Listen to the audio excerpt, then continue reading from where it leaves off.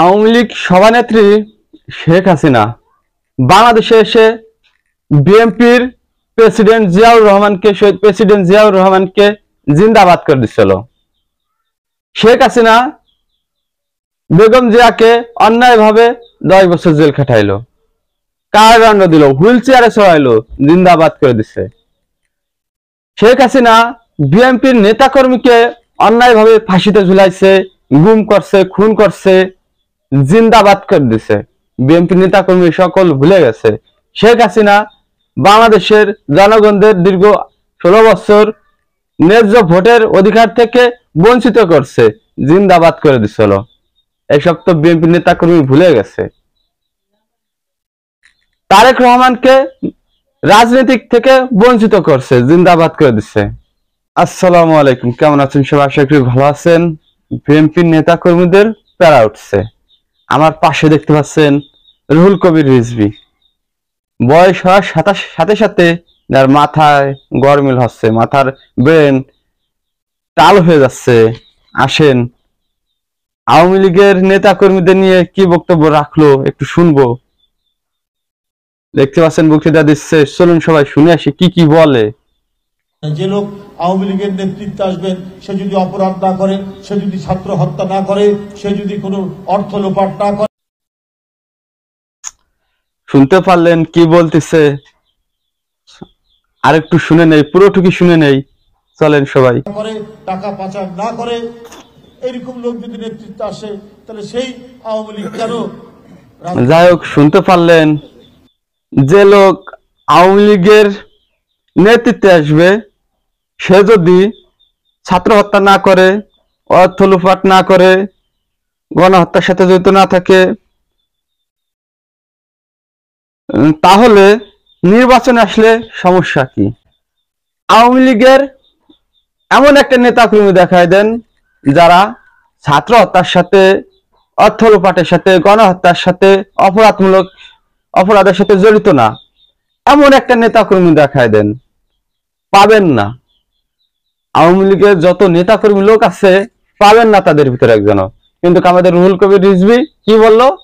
এমন একটা লোক অপরাধমূলকের সাথে জড়িত না, ছাত্র হত্যার সাথে জড়িত না, অর্থ লোপাটের সাথে জড়িত না, এমন একটা লোক যদি নির্বাচনে আসে তাহলে সমস্যা কি? এই বিএনপি পুরোনো দিনের কথা ভুলে গেছে। বিএনপির নেতাকর্মীকে একটু হোমিওপ্যাথির ডোজ, একটু এলোপ্যাথির ডোজ দেই। এরা যে পুরোনো দিনের কথা ভুলে গেছে, আসেন পুরোনো দিনের কিছু কথা মনে করাই দেই।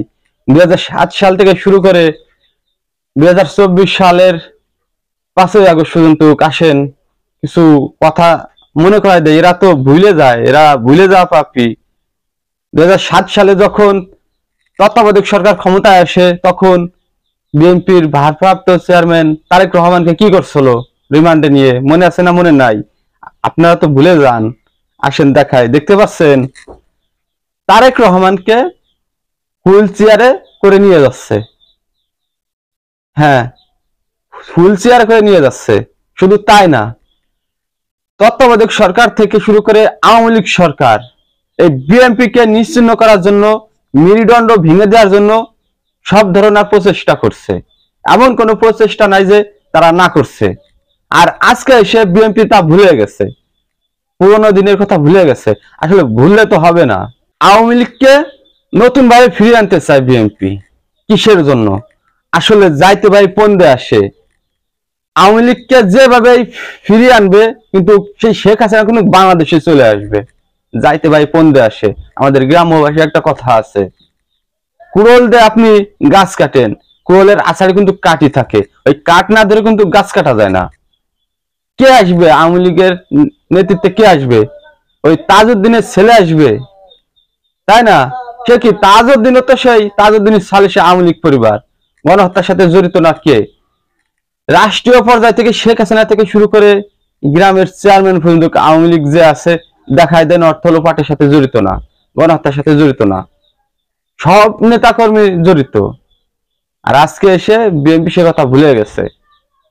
দীর্ঘ 16 বছর আওয়ামী লীগ সরকার বিএনপি নেতাকর্মীকে জেল হাজতে দিল, জেল খাটাইলো, গুম করলো, খুন করলো, এসব তো ভুলে গেছে।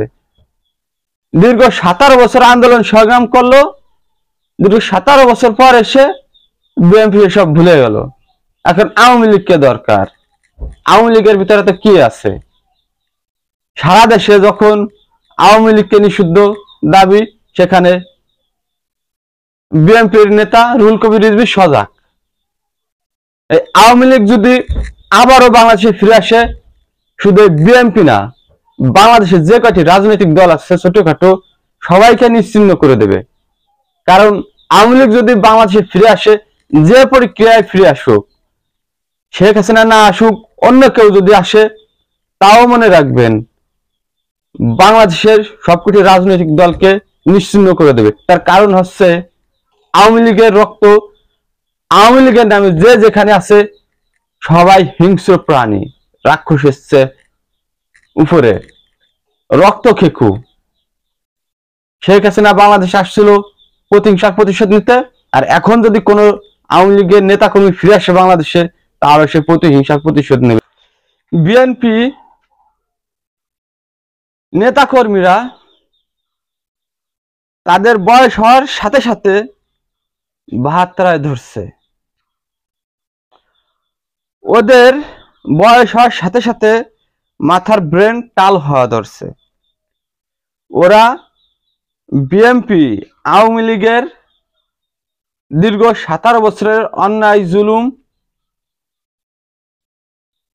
গুলা ভুলে গেছে। এই জন্যই ওদের মাথা টাল হওয়া ধরছে। বিএনপির নেতা কর্মীদের মাথা টাল যদি নাই হতো, তাহলে আওয়ামী লীগ নিয়ে কিসের জন্য কথা হবে? সারা দেশে যখন আওয়ামী লীগকে নিষিদ্ধ, তাহলে বিএনপি কেন বলছে না আওয়ামী লীগকে নিষিদ্ধের কথা? হ্যাঁ, আওয়ামী লীগকে নিষিদ্ধ করে, আওয়ামী লীগের সঠিক বিচার করে তারপরে বাংলাদেশে নির্বাচন দিতে হবে। আর একটা জিনিস, নির্বাচন এক জিনিস আর বিচার প্রক্রিয়া কিন্তু আর এক জিনিস।